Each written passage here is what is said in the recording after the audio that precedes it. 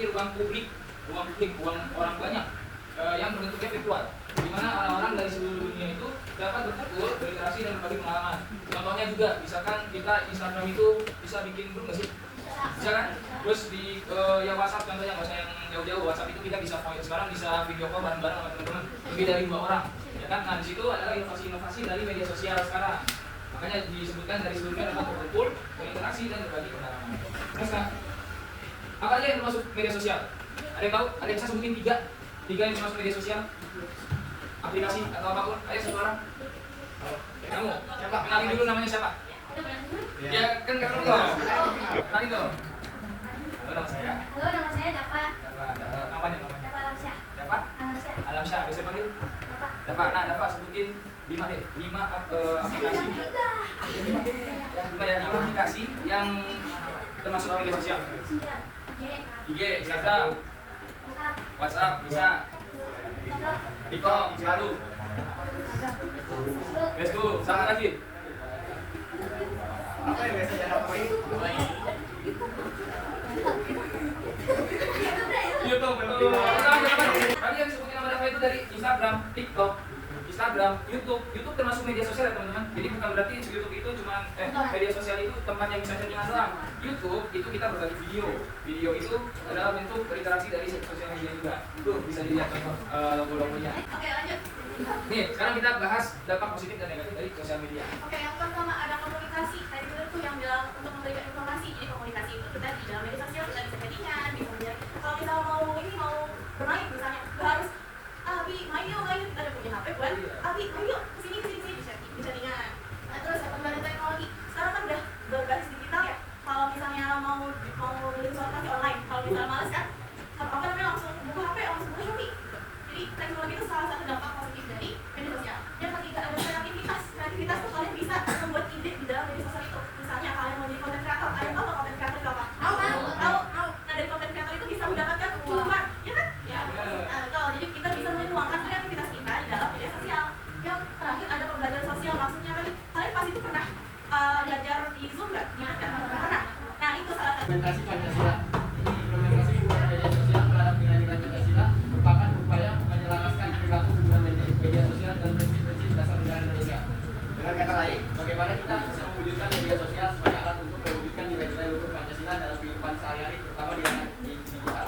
Jadi ada di sini semula kalau ingin menggunakan sosial media harus mengimplementasikan nilai-nilai Pancasila juga, karena nilai-nilai Pancasila itu positif buat kita. Ada inilah patokannya untuk bermain sosial media, jadi tidak terjerumuskan hal-hal yang negatif. Apa sih bentuk implementasi Pancasila terhadap nilai-nilai Pancasila dalam penggunaan media sosial? Dari sila yang pertama, yaitu tadi apa?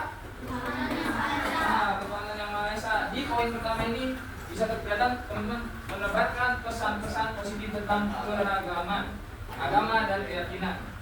Jadi yang kita sebagai umat beragama di Indonesia, kan kita agamanya ada? Nah, apa aja?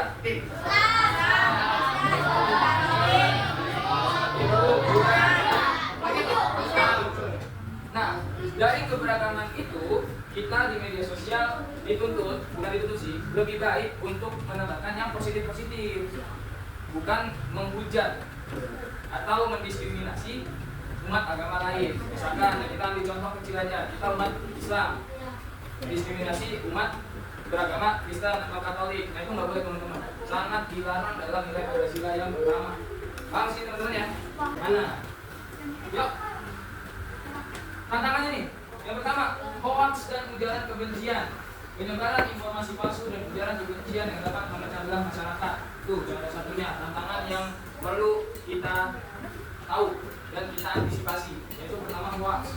Biasanya kan orang gampang banget terima kabar hoax kan, langsung percaya aja, nggak dicek lagi, nyari lagi sebenarnya informasinya itu dari mana, yang benar itu bagaimana. Nah itu salah satunya. Terus yang kedua, privasi, penyalahgunaan data pribadi dan pelanggaran privasi. Kalau ada orang yang tiba-tiba bisa masuk IG orang, di-hack, ya kan? Nah itu termasuk pelanggaran privasi, teman-teman. Apalagi contohnya bukan soal hacking doang, tapi misalkan kalian, misalkan berapa nih?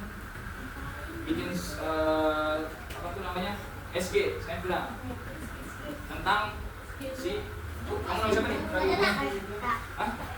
Ranjata. Nah, pokoknya bikin snapgram tentang muka dia lah, atau dia lagi ngapain lah, ya kan? Itu termasuk privasi. Karena kenapa? Dapat nggak izin sama data. Sebenarnya kalau buat posting itu yang menyangkut sama teman-teman lain, itu seenggaknya harus izin dulu. Gitu. Karena itu melanggar hak privasi. Nah, dan akun itu tidak muncul lagi di media sosialnya. Yang ketiga, ini ada edukasi. Lakukan edukasi kepada masyarakat tentang nilai-nilai Pancasila dan cara menerapkannya dalam kehidupan sehari-hari termasuk di media sosial. Melakukan edukasi ini maksudnya seperti pemerintah melakukan edukasi kepada masyarakat tentang nilai-nilai Pancasila dan cara menerapkannya dalam kehidupan sehari-hari. Jadi harus dipraktekkan juga nilai-nilai Pancasila itu dalam kehidupan sehari-hari. Dan contohnya juga kita nih dari teman-teman Universitas Sosial Mandiri mengedukasi teman-teman dari kelas 6B SDN juga Jatiwaringin untuk mengantisipasi dan mengajak teman-teman buat memakai media sosial secara bijak. Ya. Are you ready? Apa itu media sosial? Kita cepetan. Belakang dulu kak, belakang dulu. Ya kamu. Ya. Berdiri dulu. Nah, Siapa nama? Saya Muhammad. Tengku, dipanggil Tengku. Oke, Tengku. Apa itu media sosial? A. Tempat bermain game. B. Tempat bermain. C. Tempat berhiburan. B. Apa? Untuk berbagi informasi dan berkomunikasi dengan orang lain. Betul, tepuk tangan.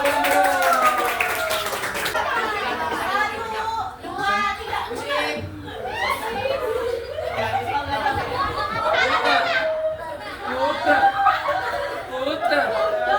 Jongkok. Jogja. Jatuh.